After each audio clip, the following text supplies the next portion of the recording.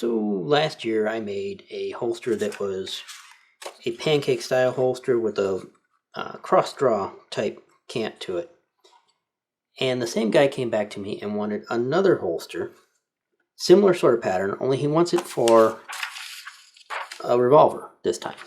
357 Ruger revolver. He's got extra add-ons on the sights. He changed the sights out to bigger target sights on it. So that adds a little bit of difficulty to the whole thing. But for the most part, holsters are pretty similar in a lot of ways. I take a tracing, roll the gun over and take a tracing the other direction, and that gives me those sights that are going to be getting in the way. And tells me what I've got to work with there.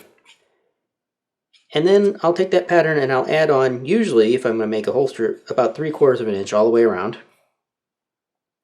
And that adds enough for room for the revolver to fit and some room for your stitching lines.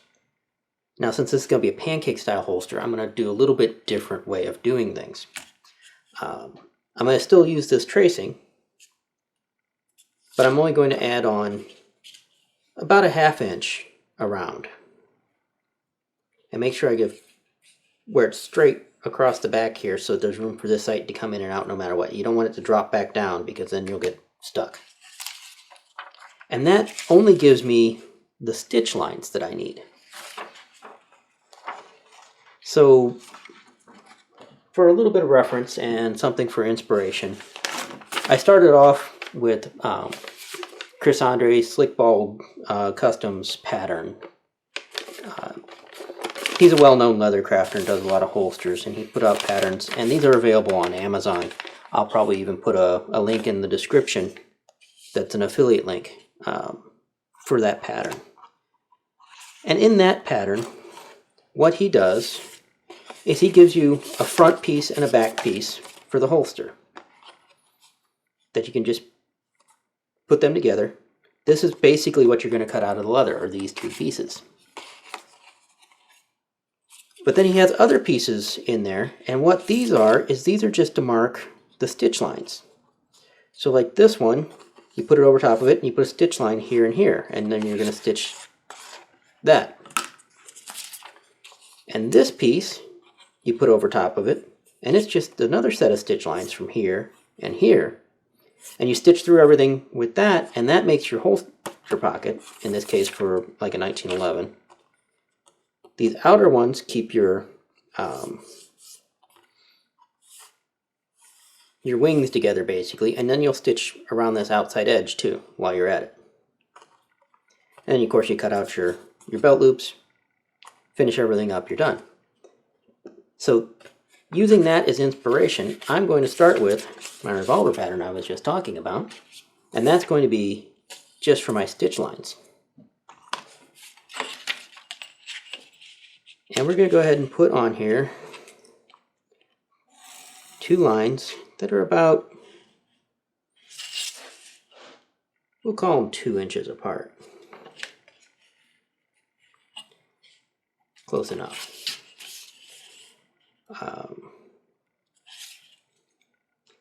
That's going to represent our belt. And then we can put this at whatever angle we want it to be across the belt. And we can mark our stitch line accordingly.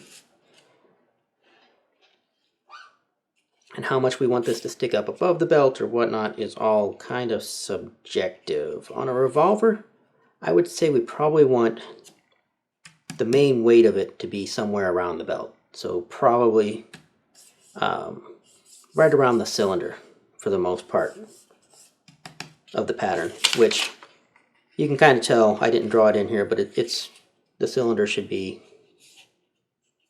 right around in there. So we want the cylinder on the belt. We want a good bit of cant to it because that's what he wants, is that cross draw style. And we'll mark this as our stitch lines. And for the opening of our holster,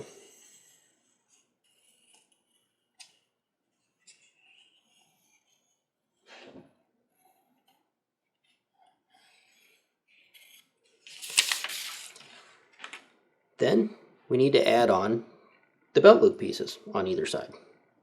Now again, on the other pattern, I just used these pieces that were basically, you can see it just basically adds onto the top. And we want those to be along our belt.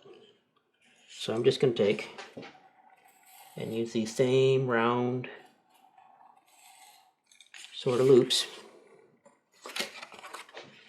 on either side.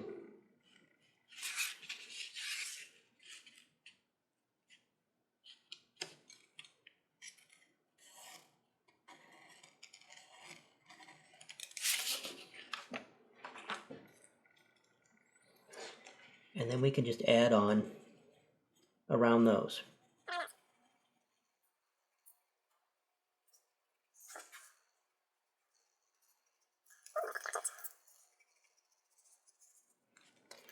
Now, across the back here, we can go back to our other pattern. And you can basically see about where the hammer or the revolver goes.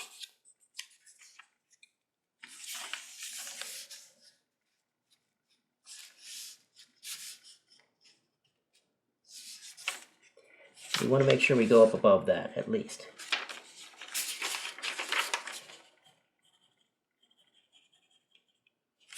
And we'll make sure we go up above the sights a little bit too, just to be sure.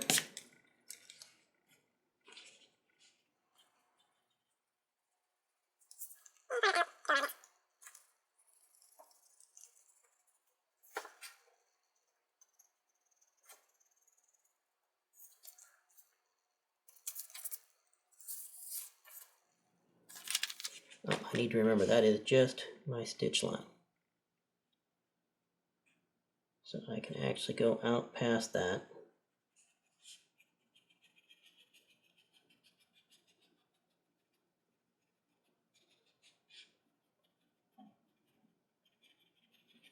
Just a bit. So now I basically have my two pieces. I'm going to copy it all again into two separate pieces. I'm going to cut one out and then draw the other one using it. But this is my basic idea of a pattern here.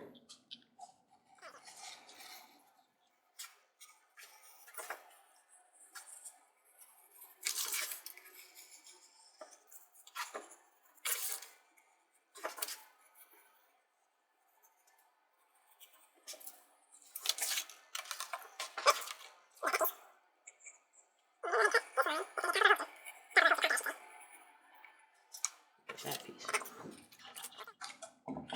And let's go ahead and redraw the second where we got both of them together again. We could have done that before I cut it. Might have been smarter. But I like to draw both of them to get a nice clean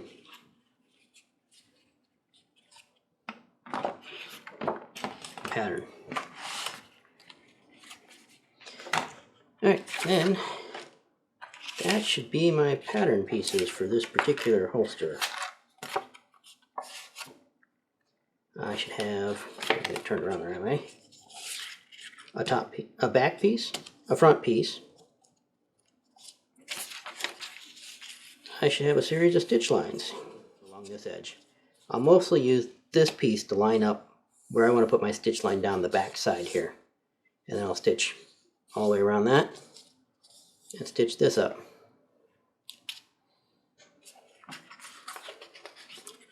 And that should be my pattern for this particular holster.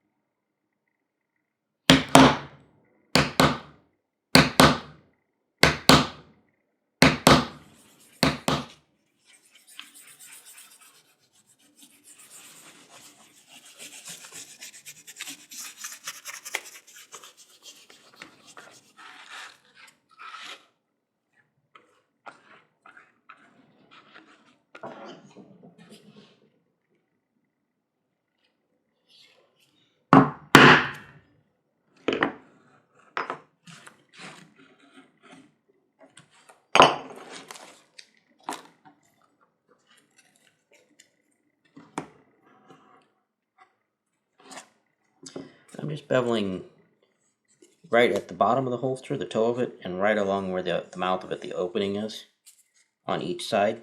All of this is going to be stitched together to this other piece. So I don't want it beveled on the back, because I want it to fit together nice and flat. And then I'll sand or grind those edges to match each other. But these edges I want to have beveled off so I can round them out later. And while we got all of this out here, I'll probably go ahead and hit those with some dye real quick. At least this one, because it's going to be hard to get to later.